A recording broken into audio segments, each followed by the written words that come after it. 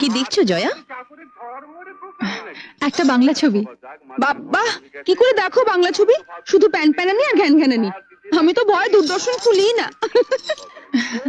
আমি তো আবার কলকাতা দূরদর্শন ছাড়া কিছু দেখি না। তোমার বাপের বাড়িতে টিভি আছে?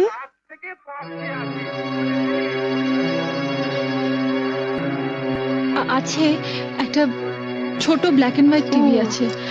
আসলে আমাদের কেবল কানেকশন নেই তো, তাই ওই কলকাতা দূরদর্শনের প্রোগ্রাম দেখতে দেখতেই অভ্যস্ত হয়ে গেছি। এবার অভ্যেসটা বদলাও। ওটা বন্ধ করো আর কেবল টিভি দেখো। এখন আমরাও তো দেখবো। একটা দারুণ হিন্দি ছবি আছে। কি ছবি? হাম আপকে হ্যায় কौन। ও, ওই ছবিটা তো কয়েকদিন আগেই দেখিয়েছিল, দেখোনি? দেখবো না কেন, দেখেছিলাম।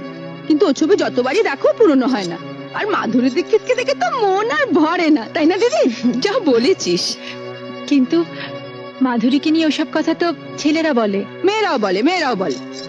তবে তুমি অবশ্য বলবে না, তার কারণ তুমি তো নিজেকে মাধুরীর থেকেও সুন্দরী ভাবো।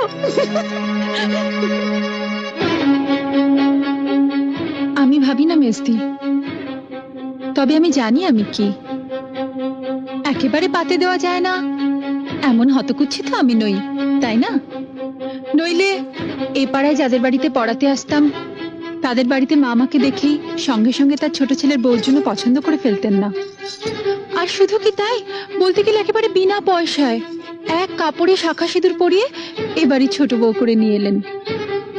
কলকাতা শহরে তো আর মেয়ের অভাব ছিল না।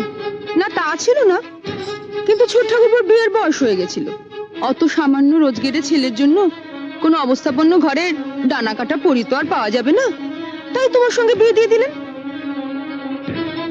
বর্দা মেজদার যখন বিয়ে হয়েছিল তখন তো ওনাদের রোজগার খুব ভালোই ছিল, তাই না?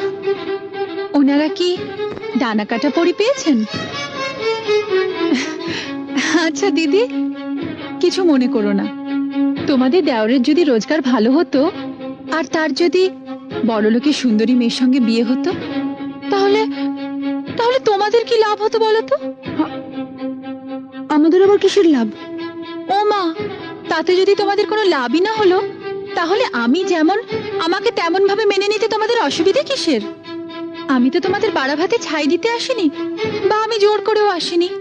তাহলে আমাকে নিয়ে তোমাদের এত গায়ের জ্বালা কেন? বরং আমার স্বামী যদি বেশি রোজগার করত আর আমি বড় লোকের মেয়ে হতাম, তাহলে কিন্তু তোমাদের